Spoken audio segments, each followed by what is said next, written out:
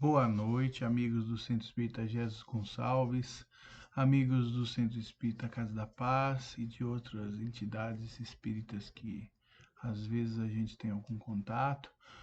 Obrigado por me receberem de novo, obrigado por estarmos de novo em contato.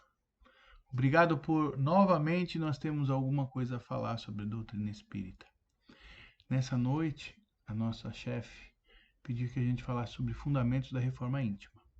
E aí eu dei uma estudada, é um tema muito complexo, é um tema muito grande. Então eu trouxe alguns apontamentos que eu fiz, que eu estudei, relacionados com o tema, tá ok? E antes da gente começar, eu vou pedir para todos nós fecharmos os olhos, fazermos aquele contato com a que a gente está acostumado a fazer com os amigos espirituais, rogando a Ele que nos amparem, rogando a eles que nos abençoem, rogando a eles que nos protejam, rogando a eles que nos ilumine, que ampliem nossa visão, que auxiliem na nossa compreensão deste tema desta noite, que auxiliem também a gente ao longo do tempo, voltando a pensar sobre reforma íntima, sabermos como aplicá-la, como adequadamente colocada na nossa vida. Então, como o pessoal do Centro Espírita Jéssica Gonçalves está acostumado, a gente vai iniciando com o Pai Nosso. Pai nosso que estais no céu, santificado seja o teu nome. Venha a nós o teu reino, seja feita a tua vontade, assim na terra como no mais alto dos céus. O pão nosso de cada dia nos dai hoje. Perdoai os nossos erros, na mesma medida que nós perdoamos aqueles que erram. Não nos deixeis cair em meio às tentações, e livrai-nos de todos os males, principalmente aquele que está dentro de nós. Que assim seja. Então vamos lá, vamos conversar um pouquinho sobre reforma íntima, os fundamentos da reforma íntima. A gente vai dar uma conversada aí sobre isso. Eu já quero adiantar que uma parte do material eu tirei de um livro de Kaibar Schutel. Não sei se vocês conhecem Kaibar Schutel. Ele é um escritor fantástico. Neste caso, ele escreveu na qualidade de espírito, mas ele também escreveu na qualidade de encarnado. Ele tem livros muito bons falando do Evangelho, livros muito bons esclarecendo momentos do Evangelho, passagens do Evangelho. E esse livro que ele trata como o espírito, né? Psicografia de Abel Gleiser. O nome do livro é Fundamentos da Reforma Íntima. Ele foi editado em Matão, no São Paulo, na Casa O Clarim. Inclusive, a Casa O Clarim é fundada por Kaibar Schutel, não espírito, encarnado, tá? Eu conheço o pessoal lá de Matão, conheço o pessoal lá do Clarim, fantásticos, são todos fantásticos, são pessoas maravilhosas. Esse livro foi escrito em junho de 1999, ou seja, já temos 23 anos desse livro. 23 anos que dá para a gente trabalhar bastante aí o que está escrito lá. Talvez a linguagem hoje mais atualizada seja um pouquinho diferente ainda do que está lá. Mas, e eu não vou ler o livro. Ele tem, eu vou até citar aí no meio do que a gente vai estar conversando. Ele tem algumas páginas, algumas centenas de páginas, alguns milhares de parágrafos para a gente poder trabalhar, tá ok? Então vamos lá, vamos começar assim. Todos os fundamentos da reforma íntima se encontram em um lugar. Onde? No Evangelho de Jesus Cristo. Esse Evangelho, a gente pode acessar em qualquer lugar. Né? Um olhar atento, um olhar apurado, vai perceber nas histórias do Novo Testamento, seja na qualquer versão da Bíblia Católica ou qualquer versão da Bíblia Protestante, não teve alterações em relação às informações e aos conhecimentos morais que Jesus passou. Ponto. É uma tradução aqui, uma palavra que mudou ali, isso a gente já está começando a se acostumar, porque ao longo do tempo a gente está vendo mais de uma tradução, e isso está acontecendo não apenas com a Bíblia, está acontecendo inclusive com os livros da codificação. Mas até aí, tudo bem. Agora, para nós espíritas, né, a gente ainda pode buscar nas versões das Bíblias católica e protestante? Podemos. Mas para nós espíritas, né? Nós temos algumas outras informações, algumas outras explicações nas instruções dos espíritos, né? Instruções de espíritos superiores que eles trouxeram para explicar as máximas de Jesus e que estão todos embutidos no Evangelho segundo o Espiritismo, né? E vale lembrar uma coisa: o Evangelho segundo o Espiritismo, a primeira versão dele, o nome original de lançamento era Imitação do Evangelho segundo o Espiritismo. Por quê? Porque a ideia dos Espíritos e a ideia de Kardec, quando escreveram esse livro, não era fugir do que está no Evangelho. Ao contrário, Kardec não fugiu em nada do que está no Evangelho. Ele simplesmente trouxe para uma nova adequação o que já existia e trouxe junto com essa adequação novas instruções, novas explicações dadas pelos espíritos e algumas escritas por ele mesmo, né? Vale lembrar que no Evangelho segundo o Espiritismo temos todos os ensinamentos de ordem moral de Jesus. Isso é importante deixar claro. Vale lembrar que está lá, está tudo lá, nada mudou, né? O que Jesus trouxe para o mundo está lá. Só que ele está organizado não de uma forma cronológica, não de uma forma histórica, né? Não da mesma forma que está na Bíblia protestante ou na Bíblia católica. Mas Kardec optou, e os espíritos optaram, por agrupar em assuntos semelhantes, de forma que aquele que vai fazer uso do Evangelho, ele vai reunir numa mesma lição, no mesmo capítulo, no mesmo momento de estudo, várias passagens que Jesus tratou de determinado assunto. Passagens que possuem entre si estreita relação, mas que cronologicamente elas podem ter sido ditas em momentos diferentes. Essa é uma diferença, tá? Então, assim, nós temos uma organização em capítulos, né? 28 capítulos, 27 tratando de assuntos morais, 28, o 28º tratando de orações, né? E os assuntos do que Jesus trouxe estão nesses 27 capítulos, né? Essa a diferença. Não mudou absolutamente nada no conteúdo. Só foi reagrupado, rearranjado, reformatado para permitir um esclarecimento um pouquinho diferente aí das pessoas, para permitir um estudo racional das pessoas, né? Só isso, né? Aí vem aquela pergunta: por que veio o Evangelho? Por que a reforma íntima? E também porque este livro que eu comentei com você, de Kai Barchut, né? A gente refletindo sobre as coisas, a gente percebe que aquelas pessoas que são praticantes da doutrina espírita, veja bem, eu não estou dizendo nem que são espíritas, né? Porque tem pessoa que fala assim: eu não sou espírita, eu ainda não chego à condição de ser espírita. Não tem problema. Se você não se considera espírita, tá tudo bem.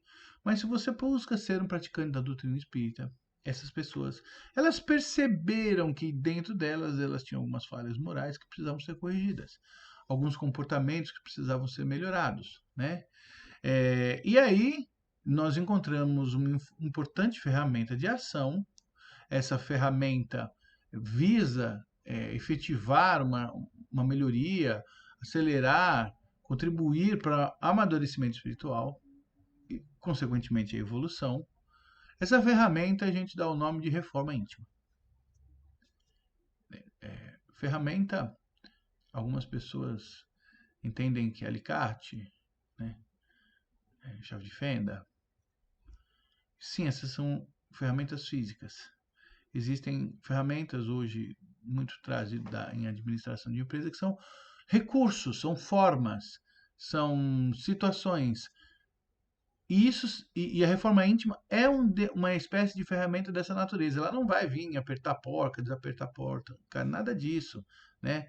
Essa reforma íntima, a gente estuda ela, a gente procura praticar ela para que a gente consiga agregar valores espirituais. Aqueles valores que Jesus falou que a traça não corrói, que o ladrão não pode roubar. Enfim, A reforma íntima tem como objetivo a gente conseguir seguir a doutrina de Jesus, os ensinamentos de Jesus. É nesse sentido que ela é uma ferramenta. É no sentido que ela vai nos auxiliar para a gente conseguir atingir os objetivos, né? Naquele livrinho, Cairbar escreve assim, né? É mais fácil ler e julgar, entender os ensinamentos de Jesus, ainda hoje estudados à luz da doutrina espírita, do que realmente exercitá-los e assimilá-los no dia a dia, consolidando posturas cristãs e aprimorando qualidades morais. Aquele livro, ele buscou trazer, e ele é fantástico, quem quiser ler, eu indico, porque ele vai tratar de vários temas de reforma íntima, de reforma moral, que a gente não vai tratar aqui porque não vai ter tempo, né? E esse Cairbar, ao longo da vida dele, dos estudos dele, dos livros que escreveu, e depois que desencarnou, foi lá para a espiritualidade, ele organizou isso, sedimentou isso, né? Ele que é conhecido como um baluarte da doutrina, ele que é conhecido como bandeirante da Boa Nova, lá de 1890 e alguma coisa, né? Ele organizou tudo isso em 8 capítulos. Essa questão da reforma íntima ele organizou em 8 capítulos. São 133 folhas naquele livro. 1030 parágrafos que explicam várias situações. Egoísmo, vaidade, né? Como lidar com isso, o que não é. Às vezes a gente entende como um orgulho uma coisa que não é orgulho, né? Autoconhecer-se não é orgulho. Muito embora autoconhecer-se plenamente é uma coisa muito difícil, mas saber daquilo que você é capaz não é orgulho. Não é orgulho você saber, por exemplo, que você cozinha bem, ou você saber que saiba fazer isso, aquilo. Isso não é orgulho, né? Isso é autoconhecimento. Você estudou, se aprimorou e chegou lá, né? Então a gente precisa saber distinguir uma coisa da outra, para a gente não eliminar qualidades, ao invés de vícios, né? O objetivo da reforma íntima é eliminar vícios e não qualidades.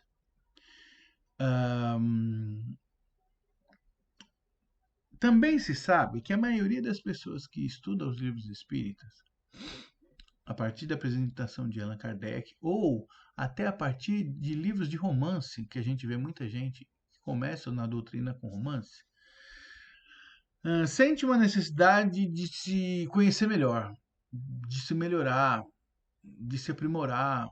Algo não está legal dentro da própria pessoa. Ela sente que algo não está legal dentro da própria pessoa. Mas é um sentimento. A coisa não fica muito clara ainda na cabeça. Como é que eu vou lidar com isso? O que eu faço? Enfim, né?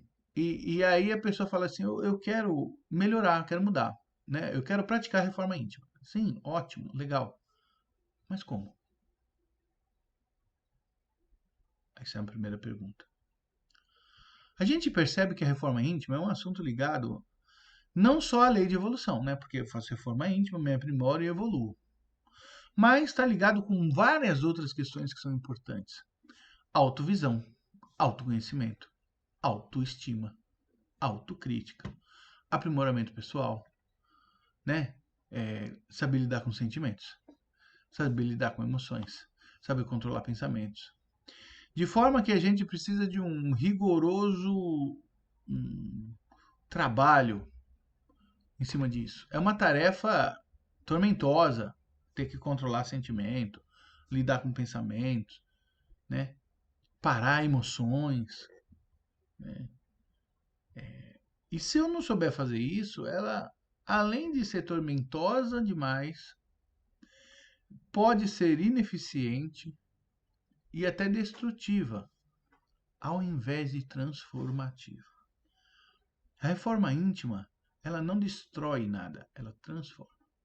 Começa aí, se a gente parar para pensar, reforma não é destruir, reforma é transformar, é mudar, né? E talvez primeira parte dos fundamentos aí dessa reforma íntima é entender isso. Que nós não estamos aqui para nos destruir, nós estamos aqui para nos transformar. E a gente precisa saber lidar com isso. Nem sempre a gente sabe lidar com transformações. É algo muito difícil ainda para a gente, né? A gente parte de um princípio que a doutrina espírita ela busca trazer luzes à razão. Como assim, Marcelo? Na época do surgimento da doutrina, isso já foi falado algumas vezes por mim, inclusive, era a época do iluminismo, era a época onde se buscava razão, onde se buscava entendimento, muito mais do que só sentir, né? Às vezes a gente sente as coisas, mas não sabe traduzir isso em razão. E a doutrina, ela está bem baseada, ela bem sedimentada na razão, tá? Vamos parar para pensar. A doutrina espírita traz a razão em primeiro lugar, principalmente em temas que eram baseados exclusivamente na fé, e uma fé cega, né? Ou em conceitos vagos, perdidos, que o homem não era capaz de compreender. Vocês querem um exemplo disso? É o conceito de Deus. O conceito de Deus, que se a gente for parar para observar, quase ninguém sabe lidar de uma forma racional com o conceito de Deus.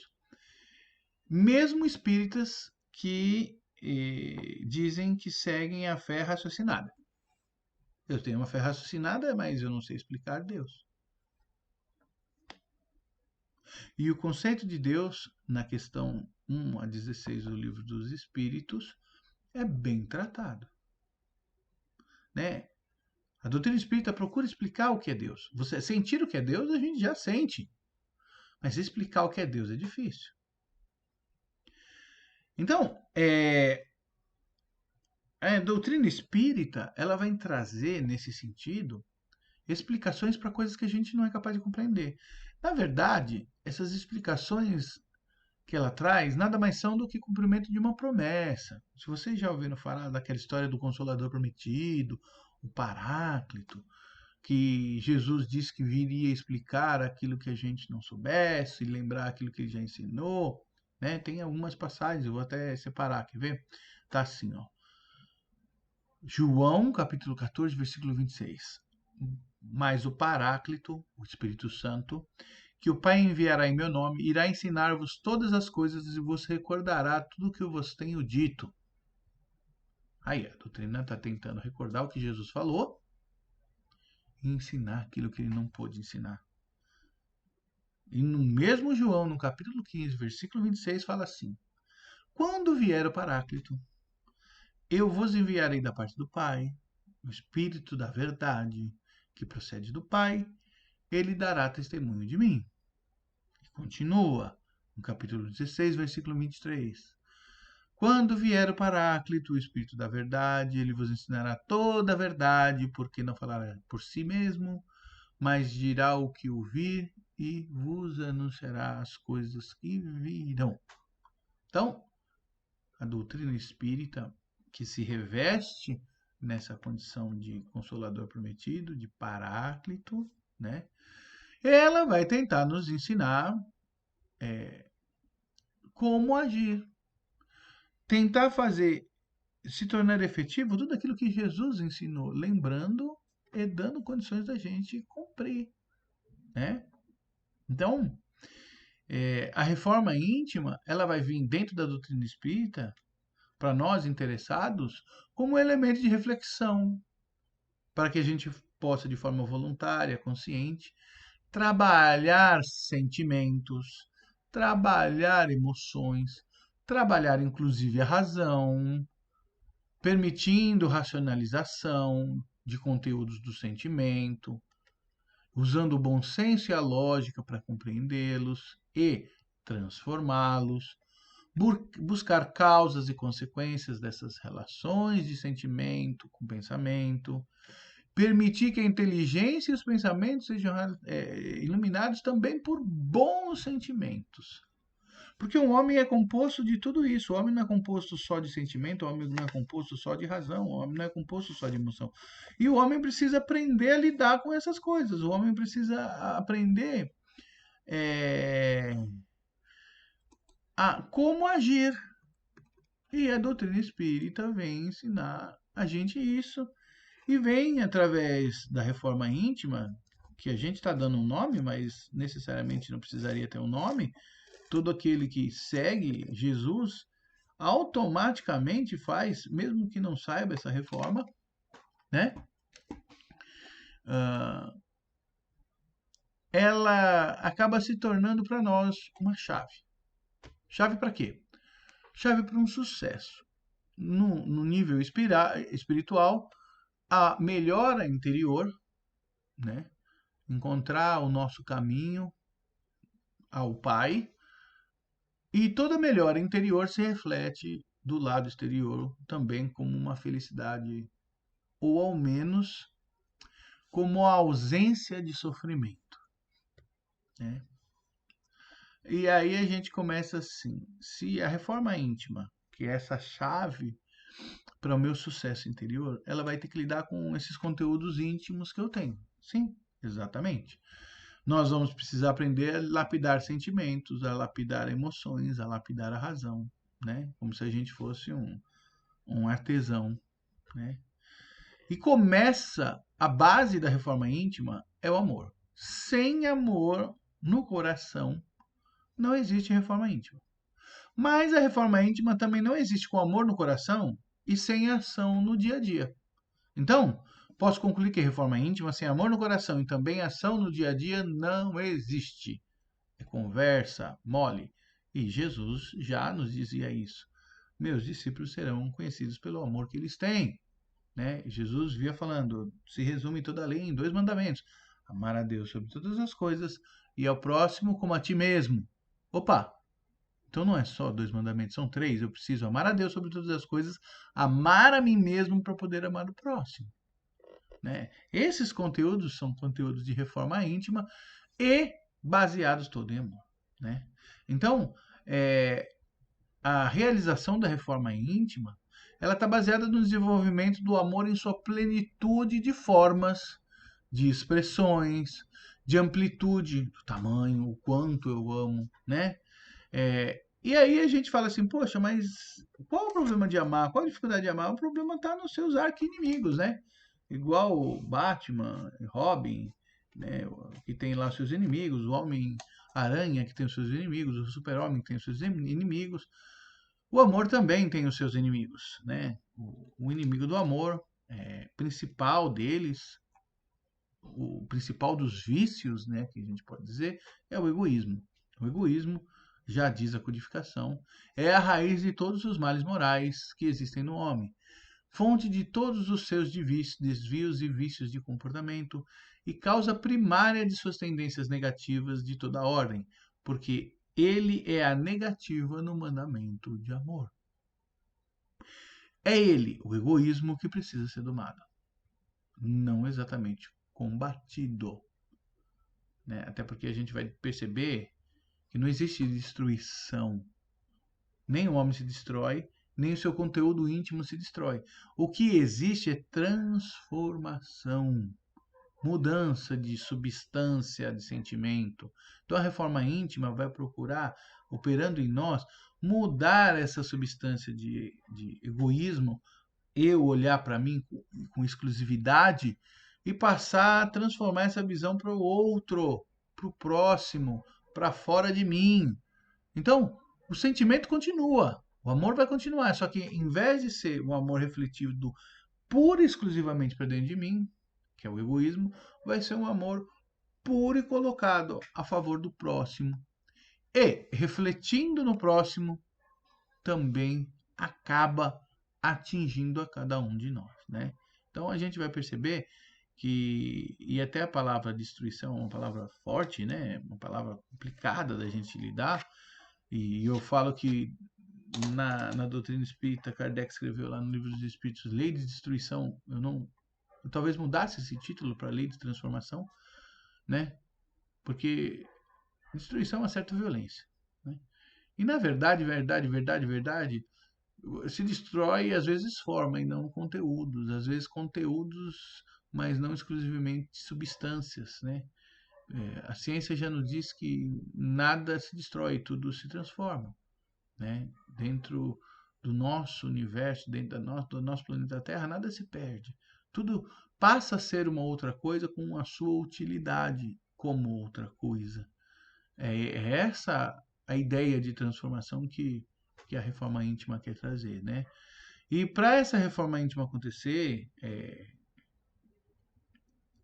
a gente precisa dizer que a reforma íntima não é alguma coisa simples, ela é delicada, que não é uma coisa rápida, ela demora um certo tanto para acontecer e exige de nós determinação, olhar crítico, interesse permanente, observação permanente naquilo que a gente está fazendo, né? Para que a gente consiga adquirir, alcançar os bons frutos que ela tem para nos dar, né? Quais são os bons frutos? A paciência, a tolerância, desprendimento, perdão, compreensão, amor nas relações humanas, enfim, tudo aquilo que a execução do amor como sentimento na vida do homem é capaz de propiciar, né? O amor, base da reforma íntima, fundamento da reforma íntima, ele visa levar luz. Luz aonde? No lugar mais escuro que a gente tem, que são os sentimentos, né? A gente sabe às vezes lidar um pouco com a razão, mas não sabe lidar nem um pouquinho com o sentimento. A gente lida com conteúdos, mas não sabe lidar com o que a gente sente e nem com as emoções que a gente tem, né? Então, essa reforma íntima ela visa abrir as portas e as janelas do coração para que a luz do amor, né, encontre o sentimento, encontre as emoções, né? Tudo para promover a meta do item 4 do capítulo 17. Reconhece-se o verdadeiro espírita pela sua transformação moral e pelos esforços que emprega para domar suas más inclinações. Ninguém vai dizer que o espírito é santo, de forma nenhuma, mas que ele está se esforçando em se tornar melhor. Isso é que faz se reconhecer o espírita, pelo seu desejo de transformação, pelos seus esforços de mudança, né? Sair das más inclinações para as boas inclinações, né? E aí a pergunta que às vezes fica, e como é que eu começo? Por onde eu começo? Eu não sei por onde começo. O melhor caminho, talvez, no começo, seria iniciar por aquilo que é mais simples, aquilo que é menos pesado, aquilo que a gente conseguir observar. Então, primeira coisa, eu tenho que fazer tenho que ter uma autocrítica e um autoconhecimento. O que eu faço, o que eu sou, como eu sou, né? E aí eu vou pegar, digamos, se eu conseguir catalogar os defeitos que eu tenho, eu vou começar por aqueles mais simples. Começando com os mais simples e conseguindo corrigir os mais simples, eu vou conseguir sentir a efetividade dessa transformação, eu vou me sentir contente porque eu sou capaz de me domar, eu sou capaz de me controlar, eu sou capaz de me transformar, eu tenho poder, ou segundo dizia lá o He-Man, eu tenho a força. Sim, eu tenho a força, todos nós temos, mas às vezes não acreditamos que as temos. Mas eu tenho a força, né? E aí, naturalmente, as mais complexas elas vão sendo enfrentadas, porque as mais complexas são, de alguma forma, agregações dessas mais simples, né? São reestruturações dessas mais simples, e na medida que eu vou retirando essas mais simples, as mais complexas vão se tornando menores, vão sendo enfrentadas também, vão sendo vencidas uma a uma, no seu tempo, na sua hora, sem precipitação, mas com determinação. Porque a reforma íntima visa nos transformar. E nos transformar é não nos destruirmos. A essência boa que existe dentro de nós, que todos nós temos, porque somos criaturas divinas, criaturas de Deus, essas condições boas, essas realizações boas, essa substância boa, esse conteúdo bom, existe. Não deve ser transformado. Tem que ser ampliado. Deve permanecer. Então, eu não vou perder a minha essência.